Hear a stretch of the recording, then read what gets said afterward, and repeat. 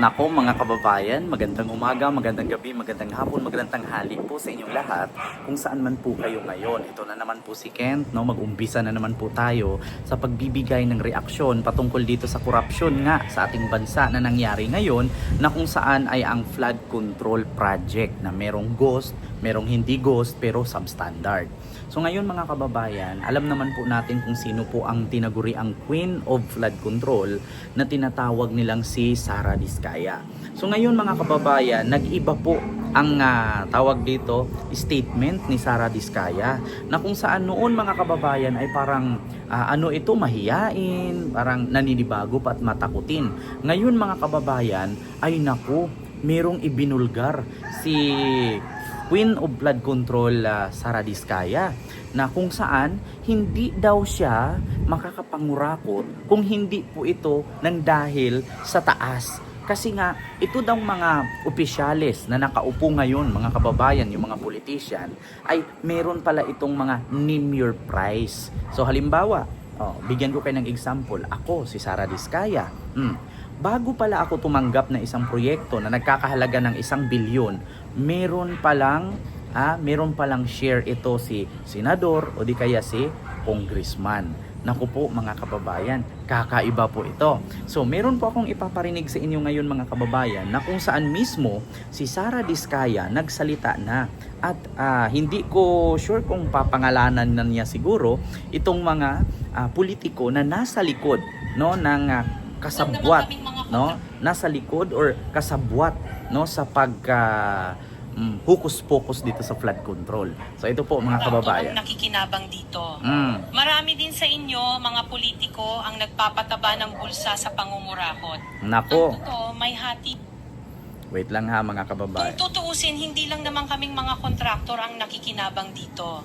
Marami din sa inyo mga politiko ang nagpapataba ng bulsa sa pangungurakot. Nako, Ang totoo, may hati-hati yan mula sa pinakamataas hanggang sa mga nasa gilid lang ng sistema. nako, Huwag nyo kaming gawing panakiputas kasi kung babalikan ang lahat ng transaksyon, makikita ninyong mas malaki pa ang napupunta sa inyo kaysa sa amin. Lahat hala, tayo alam ang laro, pero Nako. pag nahuhuli, kami lang ang tinuturo at pinarurusahan. patay. Kaya wag ninyong ipakita sa publiko na malinis kayo dahil sa bawat proyekto may kapalit na porsyento para sa inyong mga opisina.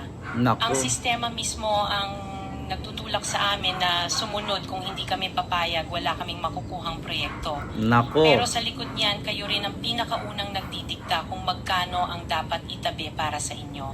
Kaya kung talagang seryoso kayong mag-imbestiga, wag lang kaming kontraktor ang sisihin. Tingnan ninyo rin ang mga pangalan na nakaupo ngayon sa mga komite, sa mga ahensya, at lalo na sa mismong mga nagpapalakad ng gobyerno. nako, Dahil sa totoo lang, pare-pareho tayong nasa iisang lamesa, iba-iba lang ang laki ng parte na nakukuha.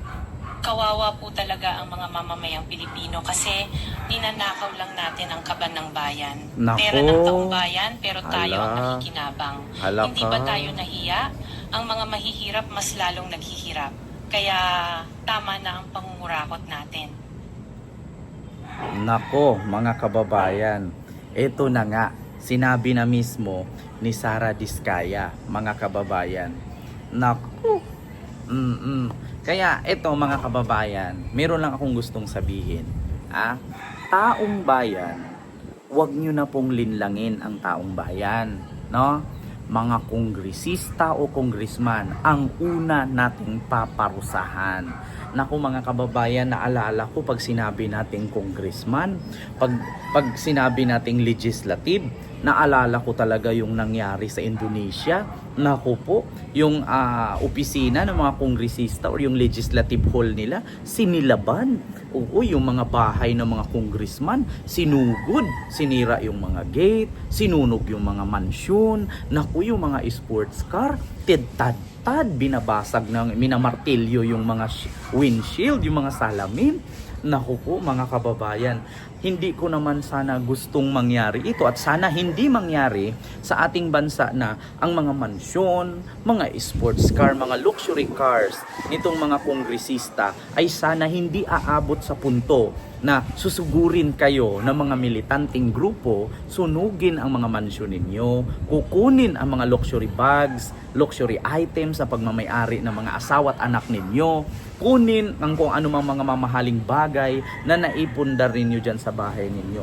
Sana naman mga kababayan, hindi mangyari ang nangyari sa Indonesia dito sa mga congressman sa Pilipinas. Kaya mga kababayan, no?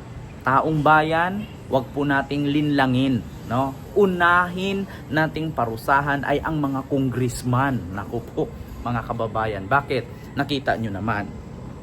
Nasabi nga ng ilang mga kongresista na ang dapat daw sisihin ay ang executive branch. At yun nga mga kababayan, nagpasaring nga si Pangulong Bongbong Marcos bago lumipad ng Cambodia. Anong sabi ni PBBM? Sana lumamig na ang mga ulo ninyo. Kasi alam nyo kung bakit.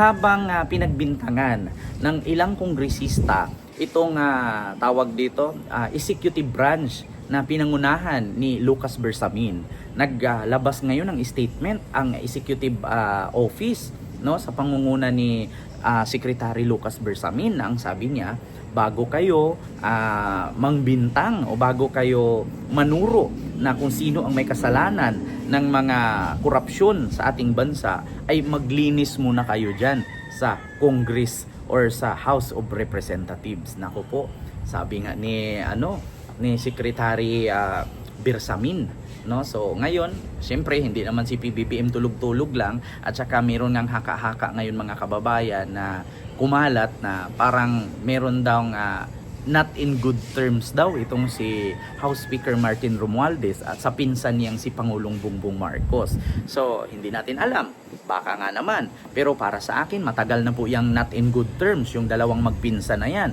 kasi may nabalitaan nga ako na parang kakaiba daw ang magic ni House Speaker, no?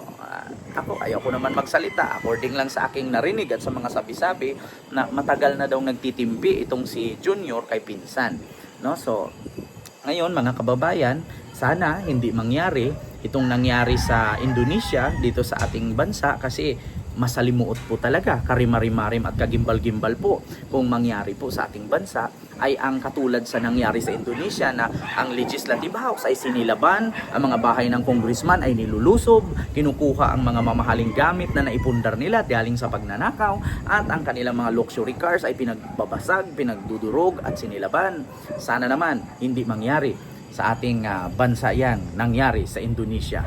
Naku mga kababayan, masalimuot po talaga. Sabi ko nga sa inyo mga kababayan, meron ngang kasabihan ang mga matatanda, ang perang mabilis nakuha sa madaling paraan, mabilis mawala.